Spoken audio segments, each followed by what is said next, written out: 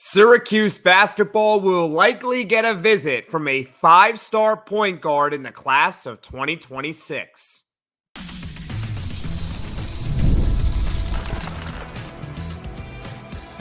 You are Locked On Syracuse, your daily podcast on the Syracuse Orange.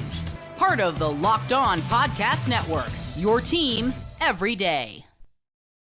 Hello, everyone, and welcome into Locked On Syracuse. I'm Jackson Holzer, and thank you for making us your first listen of every single day here on the Locked On Podcast Network, where it's your team every day, and we're free and available wherever you get your podcasts. And on today's show, Jordan Smith, a 2026 five-star point guard, is expected to take an official visit to Syracuse Basketball. We don't know when, but it is likely to happen. Matthew Gilhool, a four-star big man in the class of 2025, is announcing his finalists today. It might have already been announced by the time you are watching this. Syracuse is expected to make the cut. And finally, Syracuse Basketball needs a big man in the class of 2025, so a Gilhool commitment would be very, very nice. So tons to look forward to on today's show. Today's episode is brought to you by Gametime. Download the Gametime app, create an account, and use code LOCKEDONCollege for $20 off your first purchase. Terms apply. Let's throw over Jordan Smith, a 2026 recruit. He is 6'3", 175 pounds. He's a guard from Fairfax, Virginia. And I mentioned last week how important it is that he is from Virginia, the DMV region, a Syracuse basketball recruiting hotbed. So, yeah, Syracuse has a chance in recruiting with pretty much anyone that is from that area. Donnie Freeman from that area, Judah Mintz from that area, Benny Williams, Woody Newton. Those are the four guys that Syracuse has gotten in the last 4 years from the DMV region. It's a hotbed for Syracuse basketball, so it's very nice that he is from there. Jordan Smith, as I mentioned, is a five-star recruit on pretty much any recruiting service that you visit, and he is ranked as high as 5th in the country over on ESPN. So that is actually one spot higher than Donnie Freeman. Donnie Freeman is the highest-ranked Syracuse basketball recruit since Carmelo Anthony in 2002. Jordan Smith, as of right now, if he were to commit to Syracuse, and I'm not expecting that to happen just yet, he would be the best also since Melo. He would pass Donnie Freeman at this stage of recruiting. So this is one of the more elite recruits in the country. Now, here's the important bit of information that you need to know about Jordan Smith, because I do believe that I covered him a little bit on a podcast last week when I went over 2026 recruiting for Syracuse basketball. Jordan Smith recently told On3 senior recruiting analyst Jamie Shaw, who's been on the podcast before, that he will, quote, probably visit Syracuse. So Jordan Smith, quote, will probably visit Syracuse, although nothing is scheduled yet. Now, it is also important to note that that's not a big deal, because 2026 recruits, so guys entering their junior year of high school basketball, are not eligible to take official visits until August 1st. Right now, it's July 8th at the time of this recording. So he can't visit right now, even if he wanted to officially. So I wouldn't say it's an alarm that nothing has been scheduled yet, at least publicly. It's a very, very good sign that Jordan Smith will probably visit Syracuse basketball. Orange assistant Brendan Strawn was recently in Turkey. Yes, he was in Turkey to watch Smith at the FIBA U17 World Championships, where I believe they won the gold medal, so congratulations to him, Team USA Basketball. It's important that you show interest. It's important that you're there, because you're there, you build that relationship, now you might get a visit from one of the best recruits in the class of 2026. He's also a part of Team Takeover of the Nike EYBL League. That is important to note, because Coach Adrian Autry, as well as Coach Brendan Strawn, were once assistants at that program in High School. So there is a big connection there with the DMV region and Jordan Smith and Team Takeover, which is the team that Jordan Smith plays on, and Coach Autry and Coach Strawn. There's a lot of connections here. There's a lot of, you can connect the dots and you can see why Syracuse has a chance at landing this kid. And I know you guys might be thinking, well, this is one of the more elite recruits in the country. Does Syracuse actually have a chance? The answer is yes. In basketball, they absolutely have a huge chance, or not a huge chance. They absolutely have a chance to land some of the elite recruits. I mean, they just got Donnie Freeman, who is the number 6 overall player in the country. So it's not unrealistic to suggest that Syracuse can get someone who's ranked 5th in the country. It's not unrealistic by any means. So overall, Syracuse certainly has a shot to land Jordan Smith now that he says he's probably going to visit Syracuse. The competition, of course, is going to be very steep. I know of that UConn, Duke, and Alabama are involved with this kid. Smith has also taken unofficial visits to Georgetown. They still suck. Villanova and Maryland. Top 5 recruit in the country. There's going to be a lot of schools that are interested. There's going to be a lot of schools that are hoping to get visits, hoping to get official visits, unofficial, whatever you want to call it. But Syracuse has at least put themselves in the hat, so to speak. They're in the hat. They're in the conversation for Jordan Smith now that they have demonstrated interest by flying out to Turkey to go see him play. They also saw Chris Senack there as well because he was on that team. So they killed 2 birds with 1 stone on that one. There's a ton of connections with Team Takeover and Coach Autry and Coach Brendan Strawn, which is the team that Jordan Smith plays on. Ton of connections with the DMV region as well. It's hard to give odds for Jordan Smith committing to Syracuse, to be honest with you, but it's also hard to give odds on any team to land him, which is it's not a bad thing. I mean, nobody really knows at this stage because it's very early with 2026. Heck, Syracuse only has 1 recruit in 2025, and most 2025 recruits have not committed to schools yet. So still too early to tell as to which school Jordan Smith is going to pick. But at the very least, as I have said, the Orange have put themselves in the conversation and will, quote, probably get a visit from a 5-star point guard in the class of 2026. So that is it for Jordan Smith. Now, coming up, we're going to talk a little bit more about Matthew Gilhool. He's another prospect that I mentioned last week, and there is an update regarding his recruitment. It's one thing to watch baseball on TV. That at times can get pretty boring, but going to a game in person is an awesome experience, and I'm looking forward to watching the Mets this summer. They're actually in contention. Thank you, Grimace, and, well, Francisco Lindor finally getting hot, although he was snubbed from the All-Star game once again. I don't know what that man has to do to get into the All-Star game, but anyways, to watch Francisco Lindor and the New York Mets, who I love so much, I'm going to be using Gametime. Gametime is an authorized ticket marketplace of Major League Baseball, which makes getting tickets faster and easier. Prices on the Gametime app actually go down the closer it gets to the first pitch, with killer last-minute deals, all-in prices, views from your seat, and their lowest price guarantee. Gametime takes the guesswork out of buying MLB tickets. All you have to do is go to Gametime and search the team you want to see of your choosing. It can be MLB or any league for that matter, and ticket options will appear right away. My favorite part is the all-in pricing feature. Toggling this feature shows the total up front with no surprise fees at checkout. Take the guesswork out of buying MLB tickets with Gametime. Download the Gametime app, create an account, and use code LOCKEDONCollege for $20 off your first purchase. Terms apply. Again, create an account, redeem code LOCKEDONCollege, LOCKEDONCOLLEGE for $20 off. Download Gametime today. Last-minute tickets, lowest price guaranteed.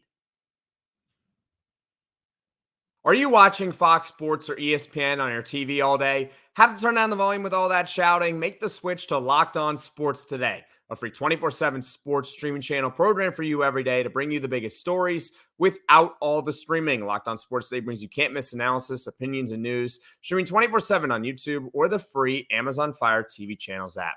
Part of the Locked On Podcast Network, your team every day. Welcome back, everyone. In a Locked On Syracuse, I'm Jackson Holzer. On today's show, Syracuse Basketball recruiting update. Jordan Smith, a 2026 five-star guard, is expected to take an official visit to Syracuse Basketball, so that's very good. And now there is an update regarding Matthew Gilhool's recruitment process. Matthew Gilhool, a 2025 prospect. He is 6'10", 205-pound forward/center from Elizabeth, Pennsylvania. He is a consensus four-star recruit. He is rated as a top 75 player in the country over on Rivals. That is the highest he is rated, but consensus four-star across the board, so that's nice. He has taken 3 visits to Syracuse, 1 official, 2 unofficial. Here is the update regarding Matthew Gilhool. He announced on Twitter this weekend that he will be announcing his finalists, so the last few schools that have a chance at his services in 2025. So I don't know exactly how many schools he's going to release. It could be 3, could be 4, could be 6. I don't know. But the point being is that Matthew Gilhool is trimming his list down in terms of what schools actually have a chance of landing him. And by the time you are actually watching this, it is possible that he has already released it, because when he made that announcement on his own personal Twitter account, he didn't say what time he would announce his, not decision, but his finalists. He didn't announce what time. So you could be watching this and already we know what schools have a chance at landing him. But the reason why I'm mentioning this now is because I do expect that if Syracuse hasn't already made the cut by the time you're watching this, that Syracuse will make the cut in all likelihood. And here is why. So Jerry McNamara was the lead recruiter for Matthew Gilhool before he went to Siena. And it appeared that Syracuse was one of the main schools involved. And you can argue they were the favorite for the 4-star big man, Matthew Gilhool. They might have been the favorite to land him. In fact, the On3 prediction meter right now, I don't know if it's updated yet, but it said 65% chance that Syracuse lands this kid. So many people, many recruiting experts believe that Matthew Gilhool was going to go to Syracuse. And then, of course, Jerry McNamara leaves to Siena. He was the lead recruiter, and then there was something that happened with Washington and Mike Hopkins being let go, and they were after Matthew Gilhool. So then, predictably, Matthew Gilhool then says that his recruitment is back to being wide open because, well, you had Washington changing coaches, and the lead recruiter for Syracuse was now changing programs. This stuff happens all the time in college sports. Things can change on a dime when coaches make decisions, when programs make decisions. Kids all of a sudden have to adjust their thinking because their lead recruiter is gone. Maybe that person who was trying to convince them is gone, like a Mike Hopkins. You get the idea. So he announces that his recruitment is back to being wide open. That wasn't a good sign for Syracuse basketball. I'm not trying to say that was a good thing. It was not a good sign at all that his recruitment was back to being wide open because Syracuse was one of the favorites for him. However, according to Matthew Gilhool himself, Syracuse has remained in consistent contact with him. That is the good news here, and why I ultimately believe that Syracuse, even if they don't land him, and they might not, they could not, I don't know. I expect that when Matthew Gilhool releases his final few schools that have a chance at landing him, that Syracuse would make the cut. Yes, it was a tough pill to swallow that Jerry McNamara, the lead recruiter for Matthew Gilhool, a top 75 prospect over on Rivals, is now the head coach of Siena. And with all due respect to Siena, they will probably not land someone of Matthew Gilhool's caliber, a consensus 4-star recruit, no matter what recruiting service you go to. You probably won't land that caliber of a kid. He was the lead recruiter for Syracuse. His recruitment was wide open, but the fact that the Orange have remained in contact with him suggests to me that they still very much have a chance and will probably make the final few schools. I don't know if they're actually going to land him. I don't, but they should at the very least get into the final ring, so to speak. I know I mentioned with Jordan Smith, now that the Orange have their name in the hat, this is more along the lines of the hat within the hat. That's where I expect Syracuse to be regarding Matthew Gilhool. Hopefully they can land him, because coming up, I'm going to tell you guys why Syracuse basketball could use Matthew Gilhool or any 2025 big for that matter. Locked On has launched the first ever national sports 24/7 streaming channel on YouTube, and now it's also available on Amazon Fire TV in the free Fire TV channels app. Locked On Sports Day is here for you 24/7, covering the top sports stories of the day with the local experts of Locked On, plus our national shows covering every league. Find Locked On Sports Day now available on the free Fire TV channels app. Welcome back, everyone, in the Locked On Syracuse. I'm Jackson Holzer, and on today's show, it's Syracuse basketball recruiting. Jordan Smith, a 2026 five-star point guard, likely to visit Syracuse basketball. Matthew Gilhool announcing his finalists.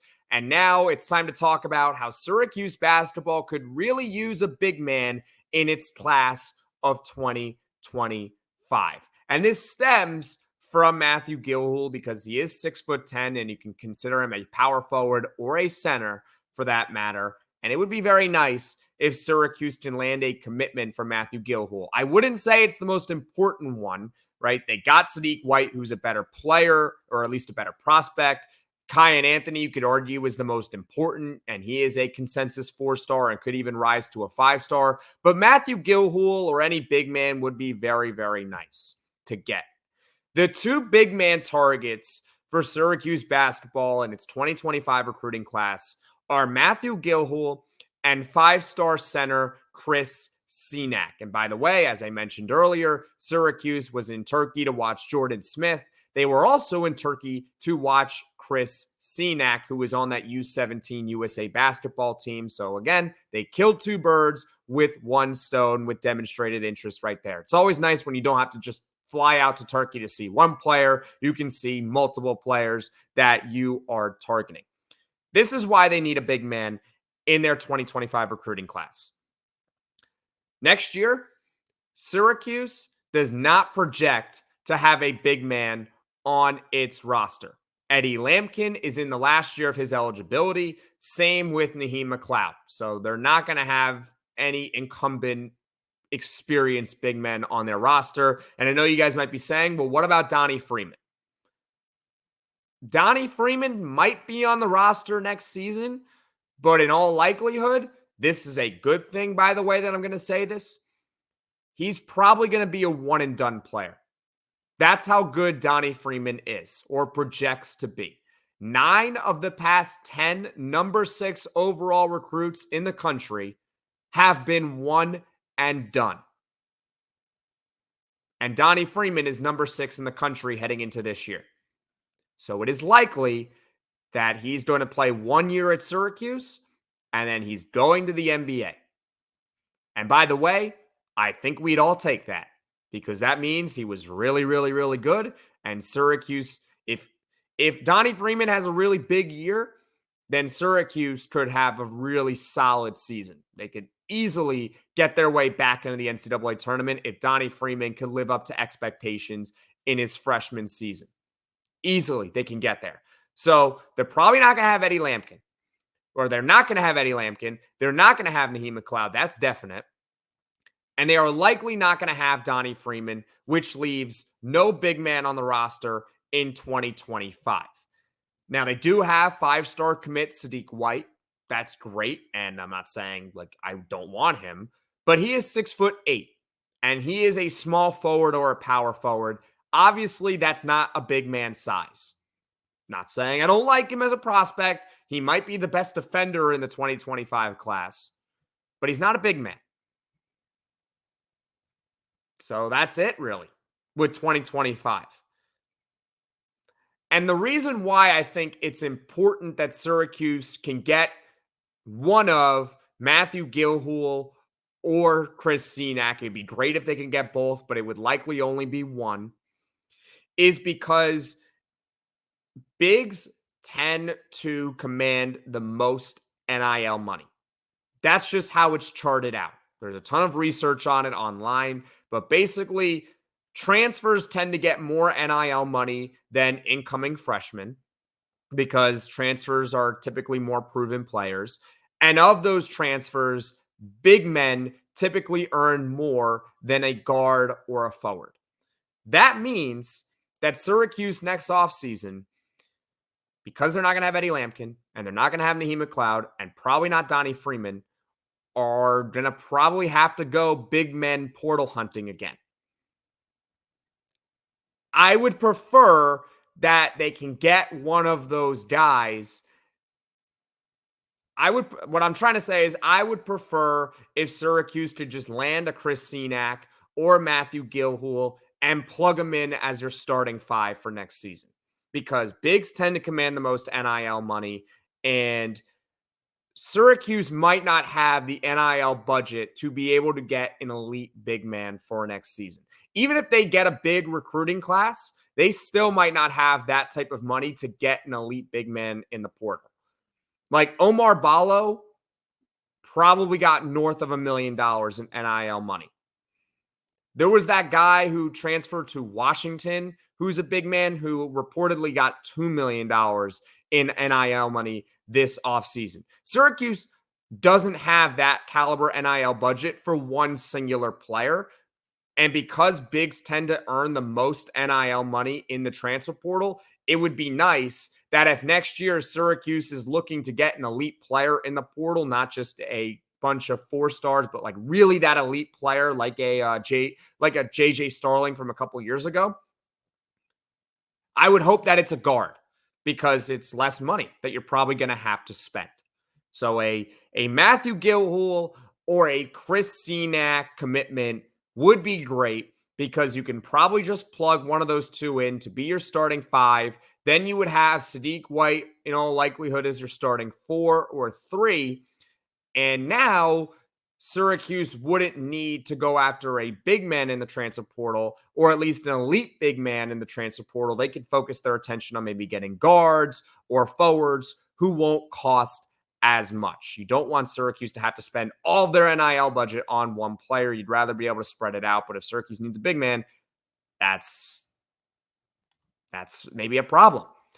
So overall, I would like for Syracuse to land a big man in its 2025 class. Matthew Gilhool or Chris Senack would be very, very nice. Chris Senack is the better prospect, but I would say the Orange probably have a better chance at Gilhool. They've been recruiting him hard. He's taken 3 visits. I said 1 official, 2 unofficial. Chris Senack might officially visit Syracuse, but the Orange kind of got in late on his recruitment. So while they are pushing hard right now, they have been pushing for Gilhool for a long, long time. Having said everything, I am very optimistic about Syracuse's 2025 recruiting class. Getting Sadiq White at this stage is huge. Now it's important that they can hold on to him. They're likely the favorites to land Kyan Anthony. Hopefully you can land a big man and then maybe London Jemison. So you're looking at potentially 3 to 4 players at minimum in the class of 2025.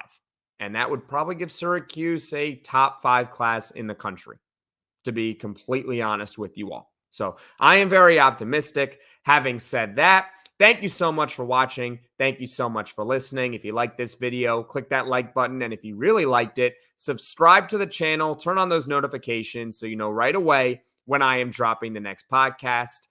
Hopefully, Syracuse basketball could land a big man in its 2025 recruiting class. Hopefully, Syracuse can keep up this positive momentum in really all sports of recruiting right now. I mean, I saw the lacrosse team got a big-time recruit. Women's basketball got a big-time recruit.